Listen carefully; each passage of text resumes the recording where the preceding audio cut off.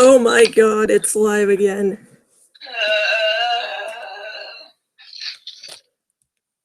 I don't want to do this. But at least we're prepared.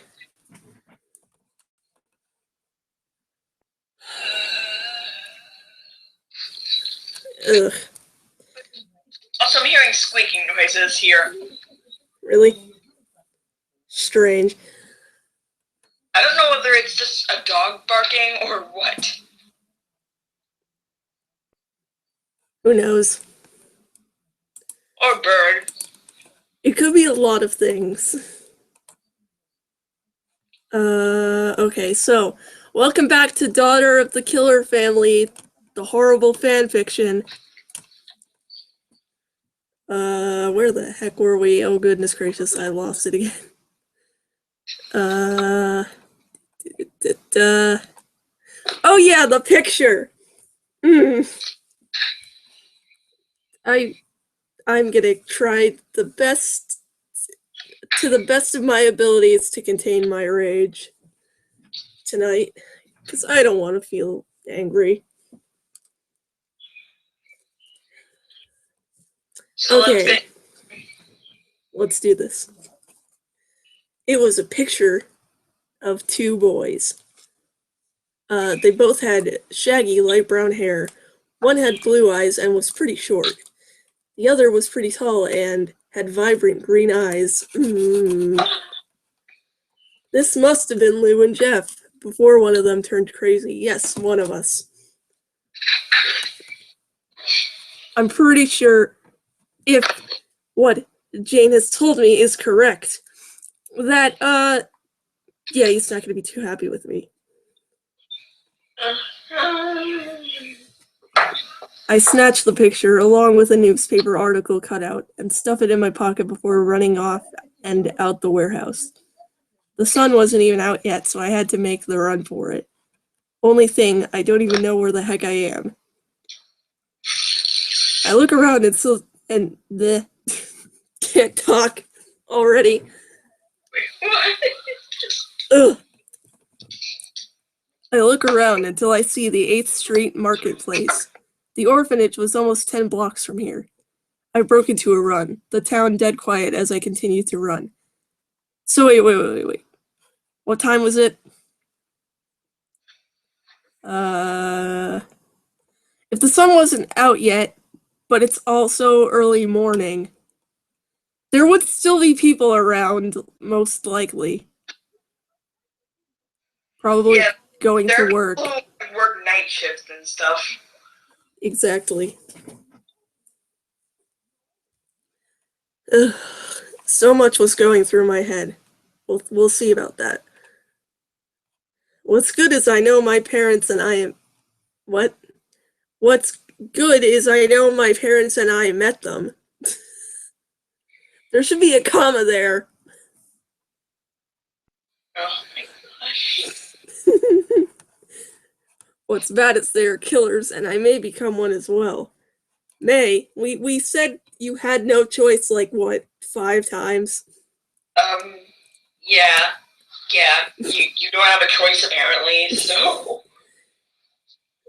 What's worse is that my undead uncle is out for revenge. I heard family reunions can get crazy, but why involve murder and revenge? Why me? Of all people, why must I have the killer's blood? I don't know, maybe it's because we were stupid and asked this all ago, hey, can you summon some sort of demon spawn, please? You are a mistake, child.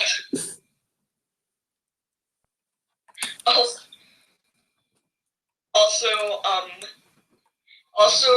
the worst thing is that your dead uncle is there. I feel like you can't choose a worse thing at this point. There are too many bad things.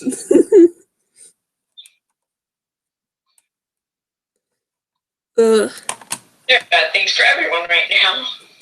Yeah. Like, we are in pain right now. Isn't it just fantastic? Exactly. How many chapters are there? We're on 8 now. Hopefully there's only 2 more. I swear. Zolgo, please let there only be 2 more. End the suffering, please. Like, if not, I think we just have to stop at 10 and move on to something else for a little while. Yeah. Because this, My God. this is a little too much. I made it back through the fire escape, back to my room through the window. Wait, through the fire escape through the window? That makes no sense. Thankfully, nobody noticed I was gone. Everything was the same as when I left. I decided to shower fast and pull on a black t-shirt with black jeans, pulling my white hoodie on. With the white hoodie again. Stop taking after me too much. I pull out the pictures from the pocket of my hoodie, looking at them, mostly at the picture of the brothers. The little boy with blue must be Jeff, my dad. The tall one with the green eyes must be Lou, my uncle. I was told I had blue eyes when I was little. It was around child years. What? It's... It was around child years. Goodness gracious. Why? Age 7 to be exact. When they turned the color of black ink. How does that happen? I don't think that's happens. I looked at the time. Already 8 a.m. I stuffed the pictures into the pocket of my jeans where they would be more safer somehow. I was tying up my white sneakers. Even though technically you could forget them in your pocket and then someone could wash them while they're still in there. And then ruin the whole thing. I mean, God knows how many times you, Ben, and Slender have done that. Too many times. I mean, heck, anymore. Sometimes Slender even puts them in there on purpose. And it's always bills, too. Well, that's understandable. I never received any bills. What are you talking about? I was tying up my white sneakers when there was a knock at the door. Oh wait, what the heck voice did I give the I keep forgetting when I give the mother of the orphanage, so just Josie. I stand up. I think that was close to what I had last time. I stand up straightening myself. Come in, Miss Emily, I said. The orphanage mother then enters my room holding a white box in her hand. Happy birthday, sweetie! She said. Oh my, sounds like an old man. I think I'm trying to pull off some sort of yelling old man thing. She said, walking up and hugging me. Miss Emily always treats me like I'm her daughter, even if I barely talk to her. It makes me feel bad. Why? Daughter. Man, that word is killing me right now. Just like my parents are killing. That's so bad.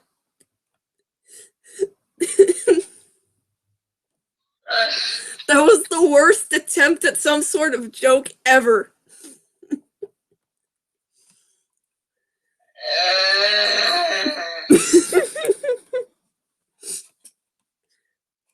Thank you, miss, I said.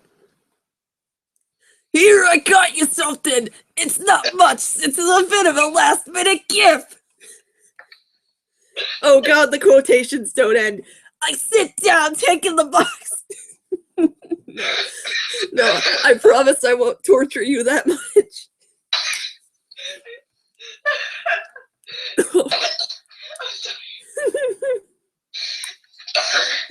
Don't die.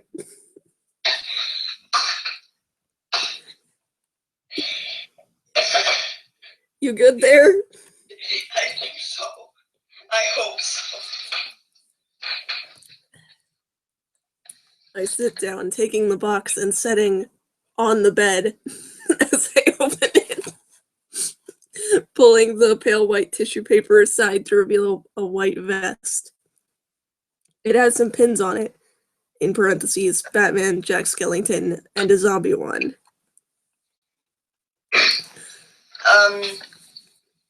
Alright, I gotta say, those are some pretty cool sounding pins. Decent enough. I thought you could try something new.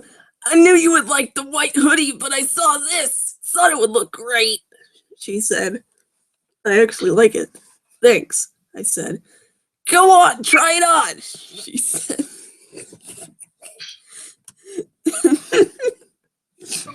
Doing this voice is somehow just, it's something. I slip off my hoodie and then pulled on the vest. I looked at myself in the mirror. Not that bad, actually. Beautiful, Miss Emily said. That's gonna kill me. It was the door opened and one of the staff entered. Yes, the police is here. Oh God, it's a guy. Too bad you get that voice. He said. I got What's going on? What's that? TV. Never mind, that was Sally. Oh my gosh.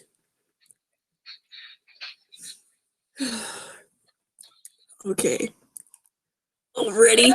Breakfast hasn't even been served, Miss Emily said. Well, they just arrived, he said. Miss Emily sighed and got up. Sorry, Josie, I need to handle this, she said as she walked out the room. The police, probably here to question anyone. Hope I'm not in question. Wait, the police just got there? Wait, it's been a full night, like maybe day and a half and a night. And the police just got there to investigate your little gore fest. And plus you cleaned it all up.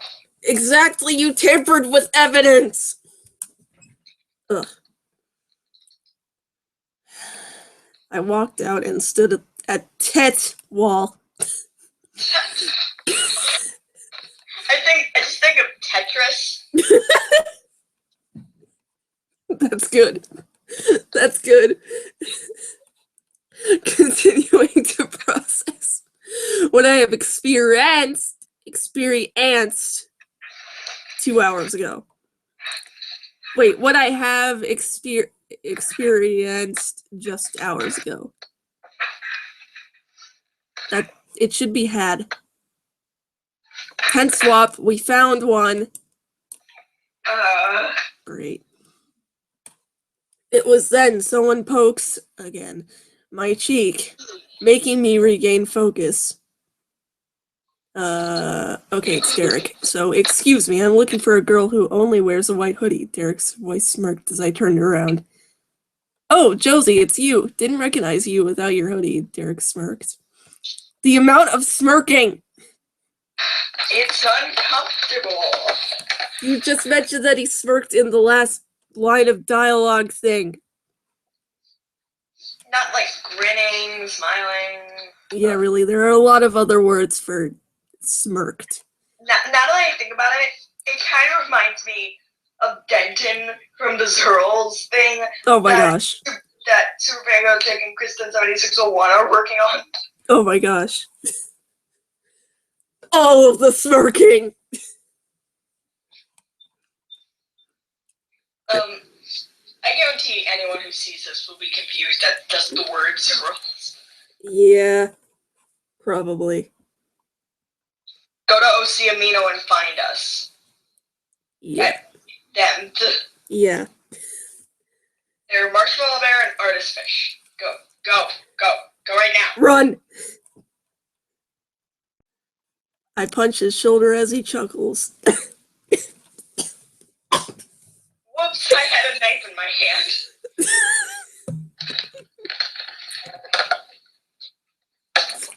Oh my gosh. I almost just died. Hey there, sweet 16, Derek greeted me. He already greeted you! Hey yourself, I said. Police here for the murder?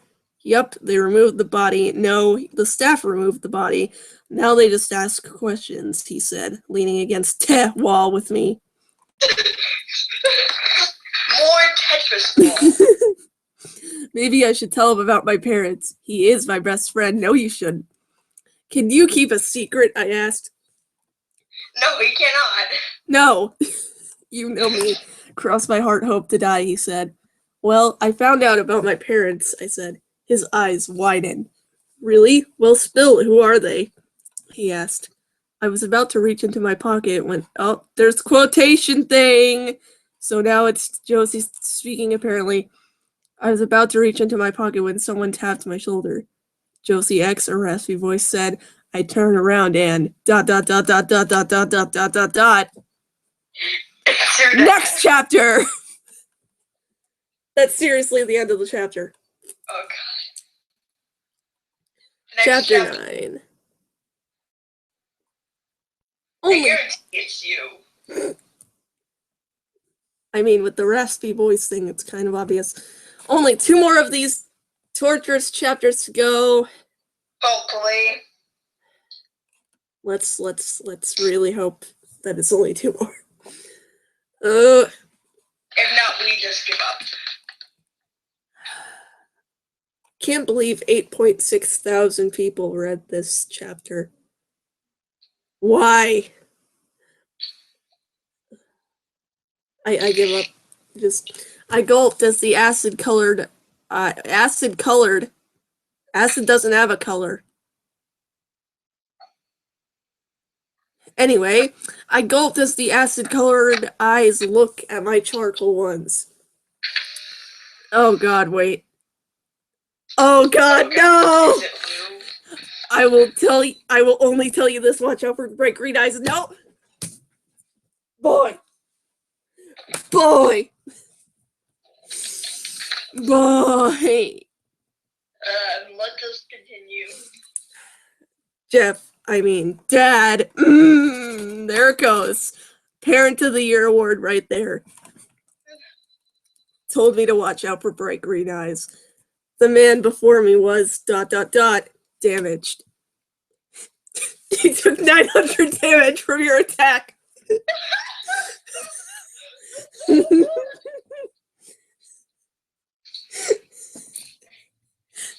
we like Earthbound or something now? Apparently.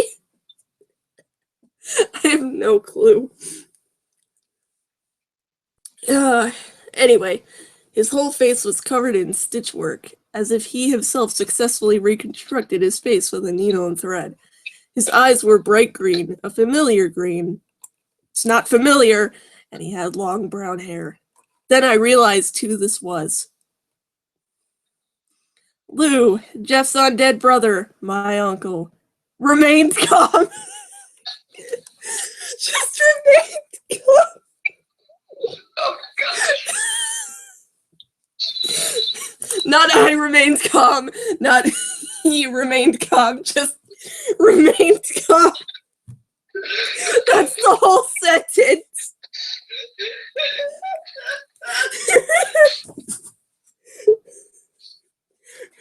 Oh my god.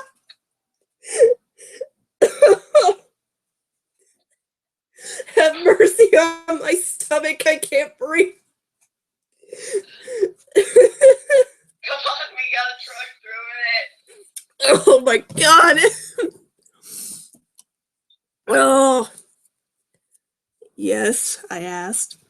He muttered something under his breath that sounded a lot like, ugh, you look like them.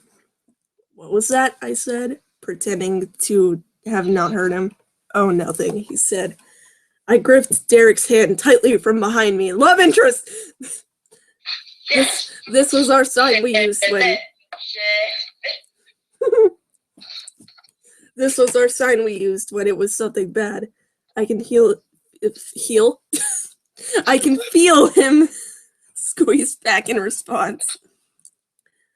Ugh. I'm Detective Blue and I'm on this murder case. You're not wearing a police uniform, so no, you're not. I want to ask you a few questions. If it's all right, he said. I gulped and nodded. I'm all ears, I said. Do you know anything about the crime you saw? He asked. I can't tell him I know it was his brother. I swore to them I wouldn't tell. I shake my head. No, sir, I said. He nods. Okay, and did you know the victim? I shake my head. Barely, I said. Truth, I barely knew the lady. I know her name was Marlene and she was in charge of housekeeping. That's it. Did you see anything suspicious during the time she was killed? Lou asked. I swallowed through my dry throat and then shake my head. No, sir, nothing. I was at an interview for adoption, I said. He nods. Thank you, he said, then leaning into my ear. And a happy birthday, he said. I gulped as he stood straight. It's been like 2 days since her birthday. Please stop. I gulped as he stood straight, turned on his heel, and then walked away down the hall. How did he know it was my birthday? Josie, are you okay? He's your uncle, duh. Yeah, really. Josie, are you okay? Derek asked. I gulped and take his hand, dragging him into the room and locking it. Derek, you have to swear on your life you won't tell anyone what I know, I said. Last chapter. Here we go. If it'll load.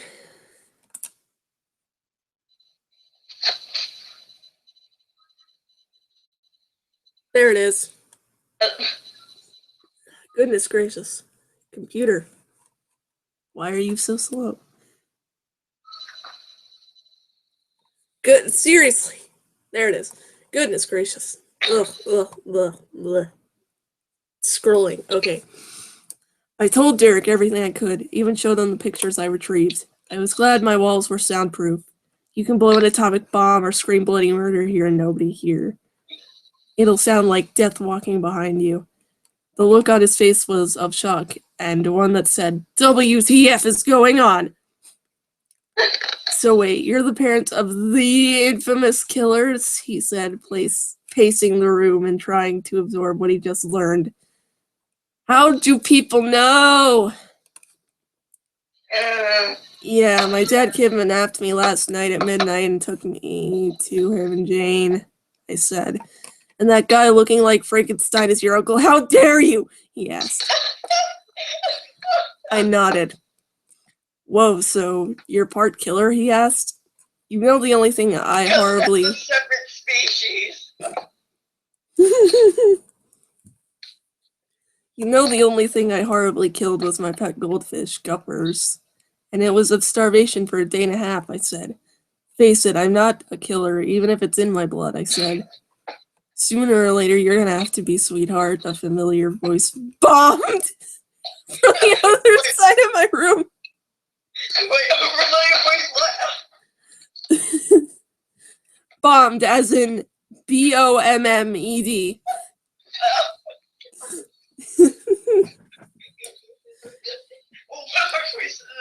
Atomic bomb.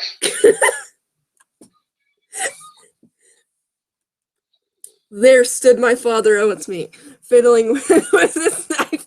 My voice is a bomb, Rowan.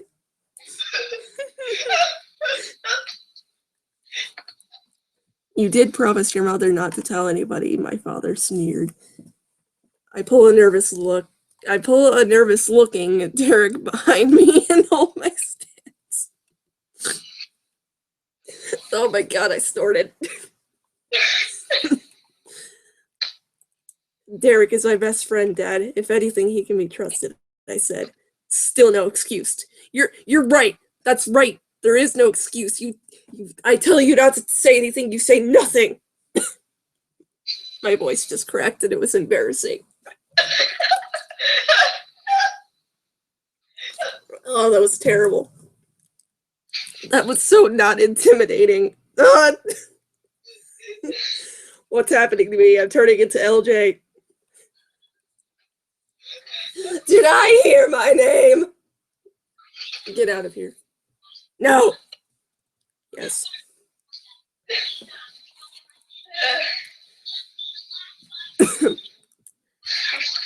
Better continue on. He said, about to drive his knife towards Derek. I just nunchuck his elbow.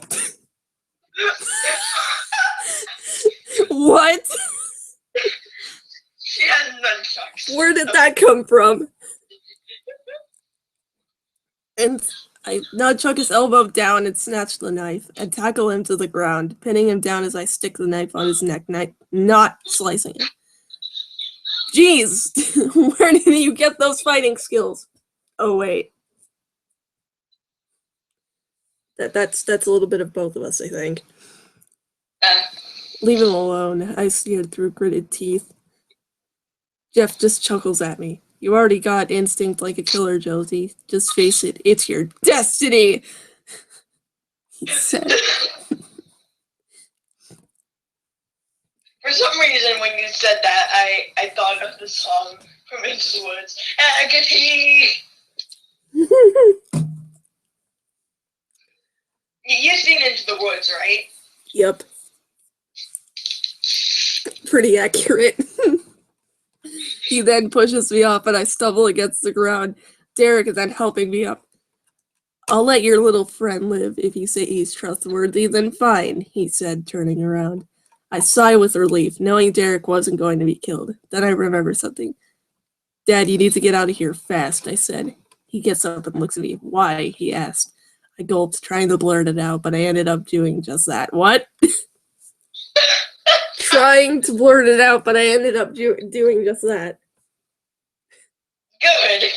That's what you were trying to do. Good. Ugh. Lou is in the building, and I can tell he can recognize me, I said. His eyes widened in horror. No, they would be widening in something else. Probably a mixture of anger, sadness, and joy. All at once. And also, your eyes are as wide as they can be at this point. Pretty much. Because I don't have eyelids. And I could tell he's frowning, even if there is a smile on his face. What did he want, he asked. He's a detective, seeing about the staff's murder! I said. He grunts. You kids just stay quiet. Sneak over to the warehouse tonight at midnight and we'll discuss this, he said, heading towards the window. All right, Wait, I said. both of them? Wait, what? Both Josie and Derek? Apparently. Well. Oh, wait, it's a question. Does this mean I'm going too, Derek asked, knowing my god. What? I almost said my god. I think my brain really just wants to say, my god, this story's terrible.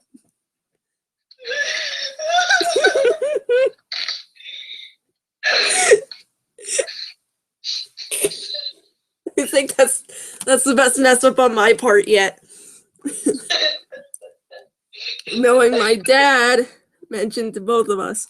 Yes, since you know the truth now, he said before pulling his hood up and climbing out the window, then stopping. By the way, nice vest, Josie, he said, and dripped down. I'm a liquid. What? He said, and drips down, missing the fire escape.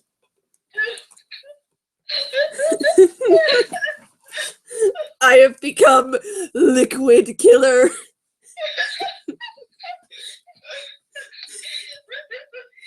Oh That's my the worst nightmare. We rushed towards sticking head out. What? This is getting worse, but it was as if he disappeared like a ghost. Derek and I head to my bed real quick, and I gather up the pictures. Well, it looks like Slender strikes again, which is magic. What now? He asked. Well, first, sorry my father tried to kill you. Second, we head to the warehouse where he took me. Tonight, sneak over to my room 5 minutes early and wear black just in case. I'll need one of your hoodies, I said. All right, he said. And that's all we're doing, because I can't take any more of this. Chapter 10 is over. Alright, so now what should we read? Maybe we should try to read a good one. It would be nice for a change. To just have a moment of actually feeling somewhat good. Or scared. Or both. Okay, so I'll just go to creepypasta. We should just do, we should just do a random one. Good idea. So... neither of us can know about it. Okay, so I'll try and find... Oh, well, there's one on the front page. I hope it's not long. Honestly. Actually, no, I'm gonna go to the wiki. Only because it's a little bit easier to use. Okay. I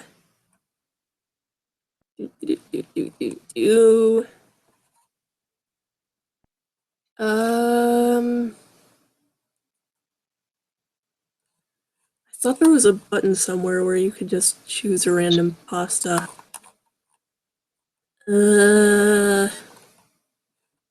Alright, hold on, I'm gonna try something. Google creepypasta.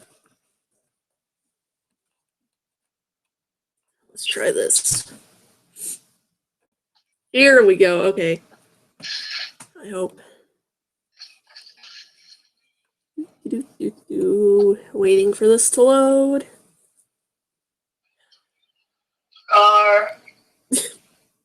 Random pasta, here we go. Let's just dive into a random one. Alright, what's it called?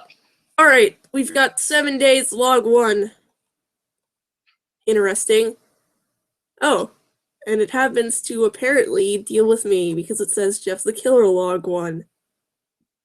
Interesting. If it has you in the name, it's not gonna be good.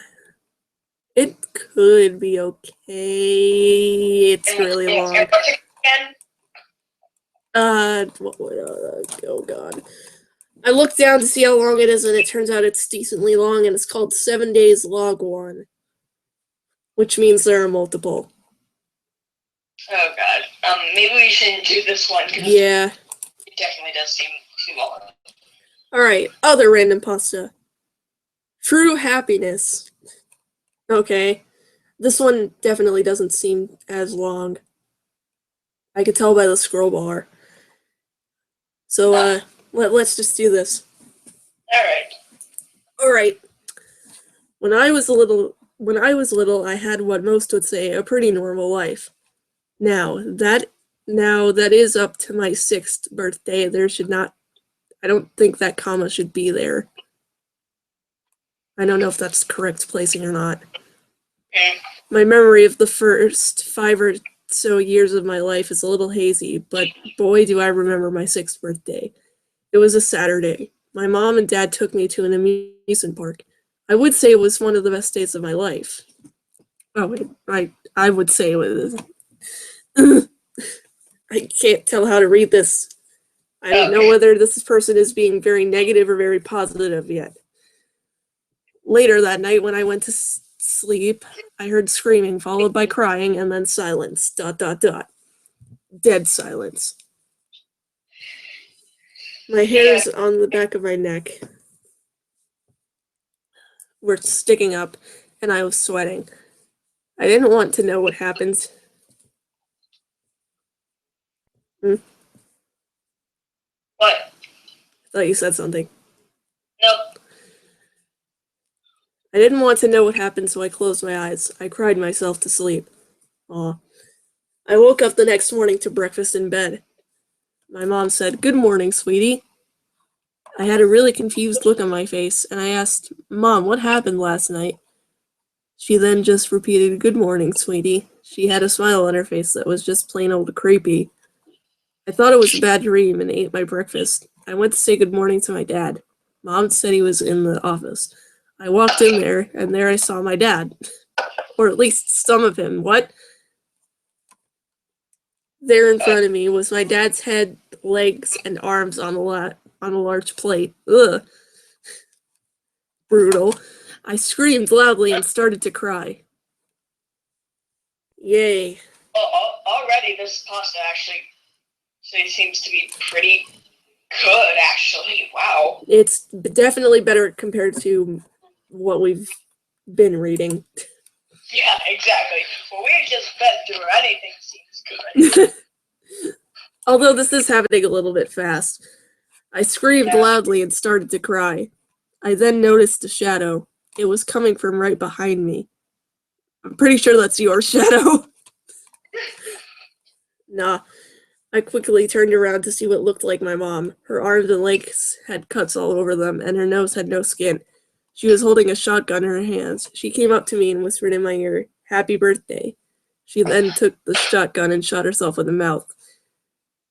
Oh, God. I called the police, and they rushed over right away. I was put into an insane asylum. Apparently, they thought I was behind all of this. At the time, I thought to myself, how could they think the criminal behind this was a 6-year-old? It wasn't until 6 years later that I was let out. I was sent to my grandfather. They told me everyone else in my family had gone missing. My grandfather put me in a guest room he had. I had trouble sleeping that first night, so he told me a story. He said, "Do you know what happened to all of your family? I will tell you. Happiness, that is what happened. They learned what true happiness is, and you know what? You too will know soon enough. Everyone will, everyone has, and everyone does." He then walked out of the room. I thought about what he said. It didn't come to me that night, but it did soon enough, just like he said. Dun dun dun. Then the next morning, I woke up to my grandfather's body on the foot of my bed. Ugh, great. His head had a perfect hole right through the side of it with a bloody pistol in his right hand. I called the police and they took me back to the insane asylum. Why do they always assume? Yeah, really.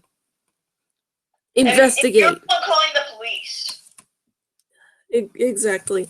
Although some killers do call the police because they want them to know that they did it, but then they escape.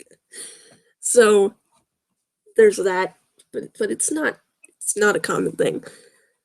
I was now put in a special room with nothing but smudgy walls and a bed. That night, I pressed the button for security to come. Right when one of them came in, I tackled them and took its gun. I pointed it directly at my forehead and pressed the trigger. I fell to the ground in a big thud.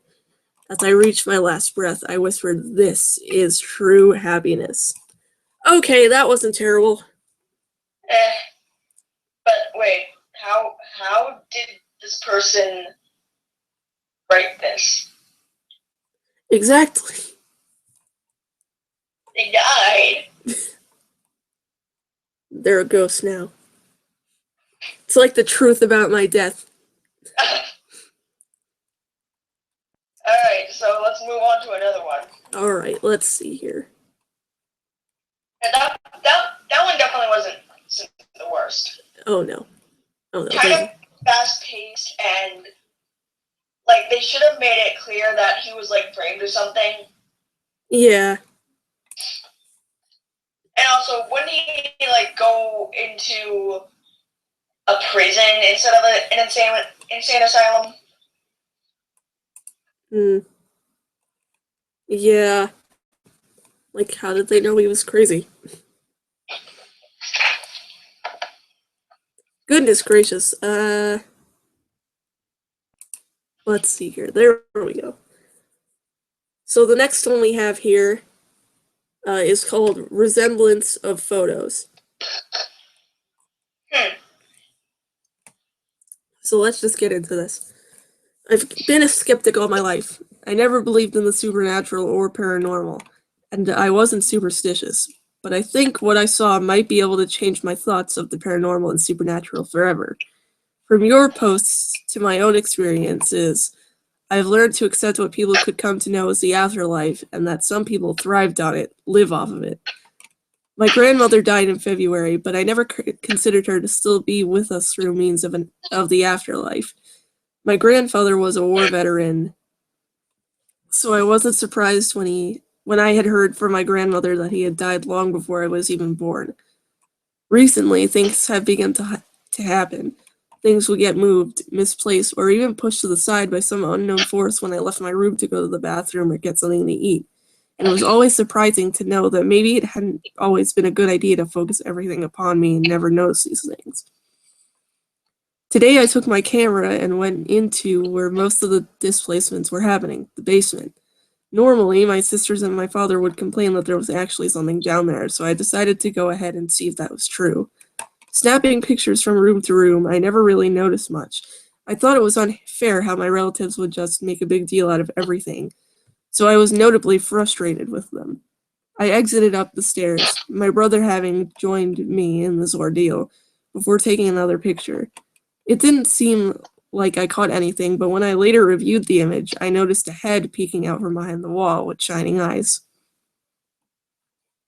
That wasn't necessarily enough to cause me to stop being a skeptic. I still am and was a skeptic.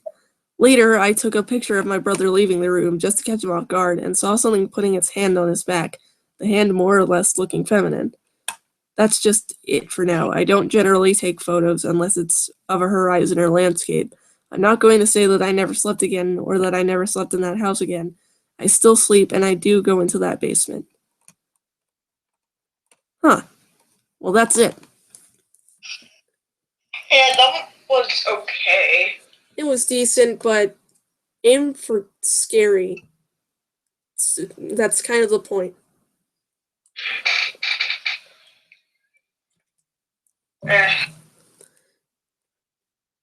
It's more like just a paranormal blog sort of thing. At least that's what it feels like. Yeah, that's what it feels like to me too. Alright. Oh, hold on. I feel like, oh, wait. Oh, my neck. My neck is cracking. Alright, so this next one is Holder of Sweets. And you cut out a button. Oh, great. Alright, brief summary.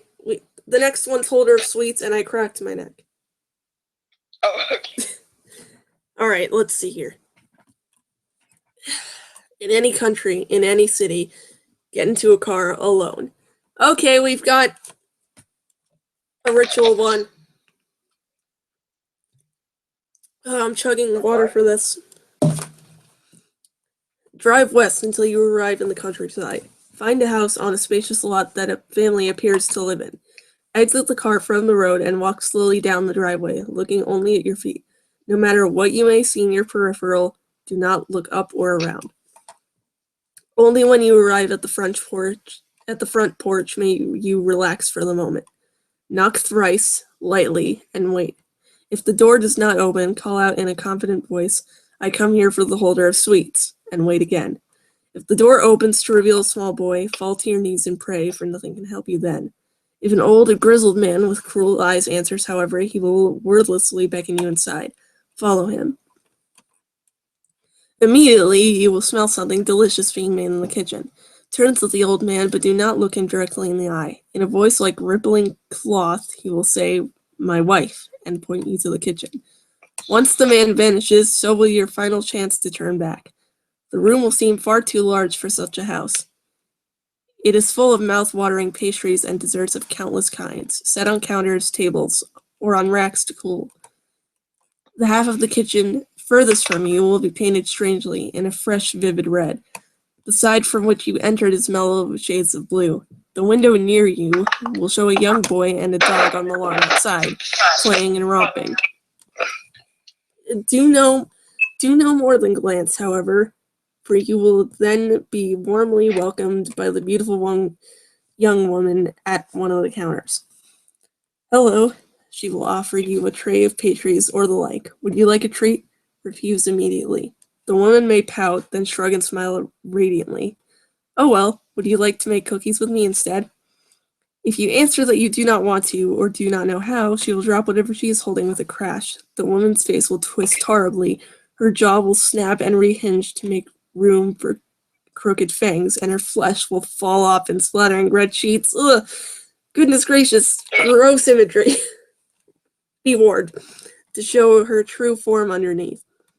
It may be the last thing you see before you suffer an undying death. An undying death? That makes no sense. So far, the rest of it's been good, but that right there just throws the whole thing off. Better than some things, though. True. Torn to shreds and chunks that no larger than pocket change. But you will still be conscious. You will feel everything as your remains are added to batter, then put in the heat of the oven, unable to scream, unable to see, only aware of yourself roasting and eventually being slowly devoured and digested. Yay. It would be much, much wiser to accept. She will again smile charmingly. Lovely. Hand me that measuring cup. All the while, stay by her side. Do not wander to the red side of the room and do not touch any of the baked goods. Each time you begin to ask her a question, she will speak over you, asking for an item or for you to hold something. You must attempt to question her 12 times before she gathers all the ingredients.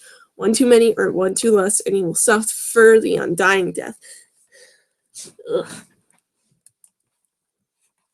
After collecting and mixing, she will cross over to the red side of the room. It is hot and uncomfortable here, and instantly she will turn into her true form, as well as will the ingredients. Do not flinch or cry out when you see the bloody entrails and bodies that will replace the sacks of flour and pitchers of cream. These are all past seekers who have failed. Stay alert and calm, and do not hesitate, and you will not meet the same fate. The demon wife will turn to you, asking sweetly, "Well, what are you waiting for?" Do not grimace at the smile she gives, now splintery with jagged teeth. Bring the cookie sheet over. She will look out the window on the red side. Follow her example. Outside, the dog has turned into Smile Dog and is tearing at the mangled body of the little boy. Wait, actually? Hmm? Is that actually part of the story? No. But it's a demon, so close enough. Yeah. The woman will pause and setting clumps of bloody, meaty batter onto the pan and say, "Aw, they get along just lovely, don't they?" Huh? Oh, I gotta move. Oh, okay. Oh, alright. Moving.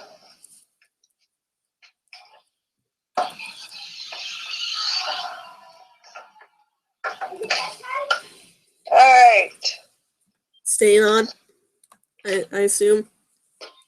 Wait, I'm not quite yet.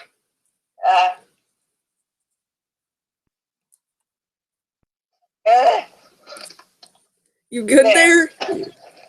Yes. Alright. You are then to reply, "As lovely as your baking." If you've convinced her, she will smile and continue preparing the cookies. However, if you stumble over your words, or pale, or suddenly break out into a sweat, you will join the failed seekers of the past. If you're still living at this point, the beastly woman will open the oven and bend to place the tray inside. At this time, the head of the little boy will come smashing through the window. As soon as you hear the glass breaking, swiftly shove the woman inside the oven and close it. Be sure the tray has been placed firmly on the rack prior to this. Set the temperature to 538 degrees and give it an arm's length distance. Whatever you may hear from the oven, do not open it. Be it the screaming voices of your family or loved ones, do not open it. The boy's head will be on the counter. Ask him what will tempt those who seek them. He will answer in a lifeless croak, and his long, macabre response will finish just as the oven door is thrown open. Avoid the unbearable heat by reaching in quickly to grab the one cookie the demon is not touching. Do not touch her remains. Ignore the blisters rising on your hand and sprint to the refrigerator. Open the door and throw yourself inside. You'll find yourself on the floor of your kitchen in your own home. You're safe for now. The cookie is object 120 of 538. May never be consumed. Wow. Oh, wait, is this one of the... Oh, it's one of those holder things. Seeker's holders. I thought it sounded familiar. Oh, what are those? Basically, the Seekers seek out very powerful objects and have to do these ritual type things to get them, mostly for power reasons or protection reasons, I think. Huh. Now that I think about it, I think Slender was saying something about that to Zago the other day. Interesting. We are finding more dark secrets about Slendy every day, aren't we? Probably. But this definitely does sound darker than usual. Yep. You know, the normal type of dark for us. But this, I don't know, this kind of feels like a different level. Yeah. It definitely feels different. Huh. I have to talk to Slendy about that at some point. Yeah. To be honest, I think we're just gonna end it here.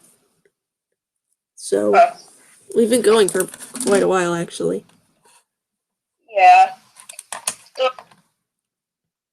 I guess bye to anyone who's watching the stream then. Yep. See ya.